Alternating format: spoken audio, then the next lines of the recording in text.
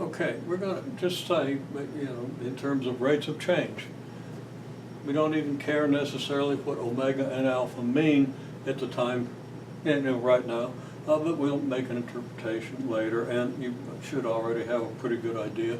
But let's just say that the omega is the rate of change of theta with respect to time. Alpha is the rate of change of omega with respect to time. And alpha can be calculated from theta. Alpha is negative 300 cosine theta. Now there are units, and you know what the units are, but right now we'll just treat these things as numbers. The units, well, okay, omega is angular velocity. It's how fast the angle of a falling domino is changing in radians per second. Alpha is the rate of change of omega with respect to t.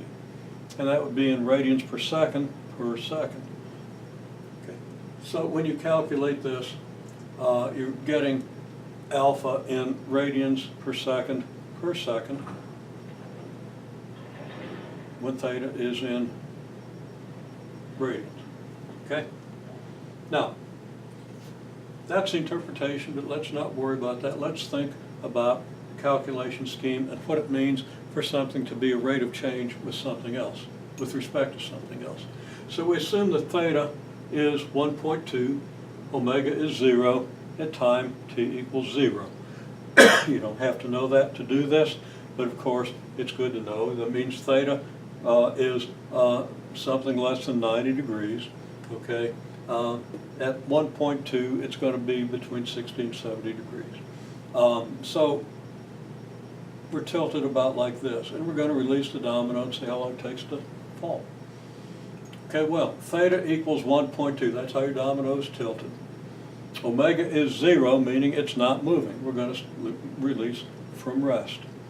And this occurs at t equals 0, and we want to approximate what happens in millisecond increments, assuming whatever the state of the system, whatever theta and omega are at the start of a millisecond, it's going to stay that way for a millisecond. We're going to see how much theta changes, how much omega changes, and then we're going to add that to the original values of theta and omega, those values to the original values, to get new values of theta and omega.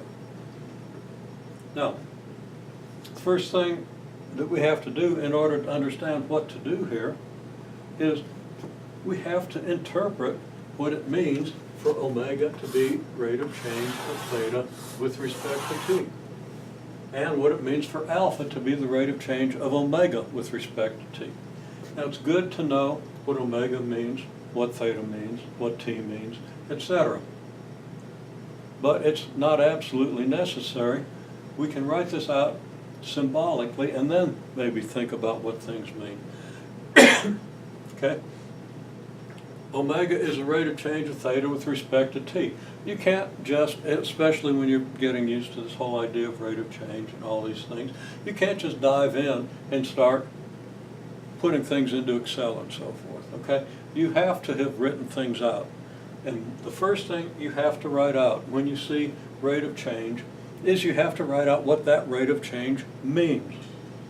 You can't just look at this, well, and many of you are developing an intuition where you can, but you can't expect to just look at this when it's new and unfamiliar and not have to break it down and analyze it a little bit. So, omega is the rate of change of theta with respect to t. What does that mean?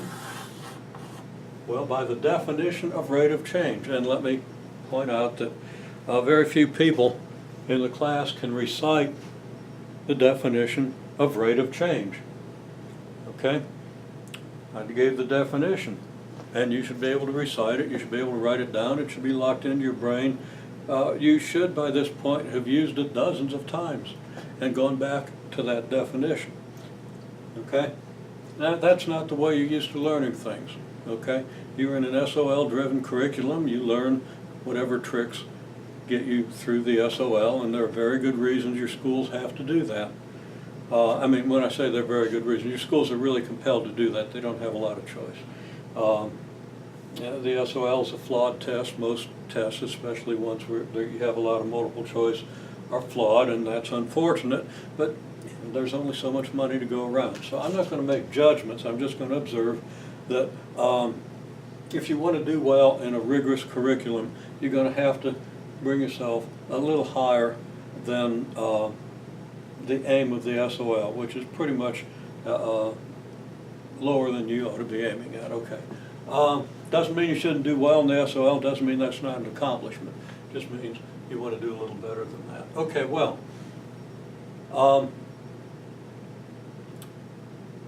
the definition that everybody should have echoing in their heads for the last week and a half is the rate of change of A with respect to B is change in A divided by change in B. People will write down what they think the rate of change is, and the change in is not even part of it. Okay? So you say rate of change of A with respect to B is A divided by B. Well, you're kind of warm, but warm doesn't get you there. If you don't have the word change in A and change in B, you're lost. You're done right there. You're not going any further. Okay? You have to know the definition. Now, on the test, I'm probably going to write down a few definitions for you. I shouldn't have to do that when you get to a real rigorous course in a rigorous school after you've had all your preliminary education. You're going to have to understand that nobody's going to write that down for you. Okay? So we're going to go on with this in a minute.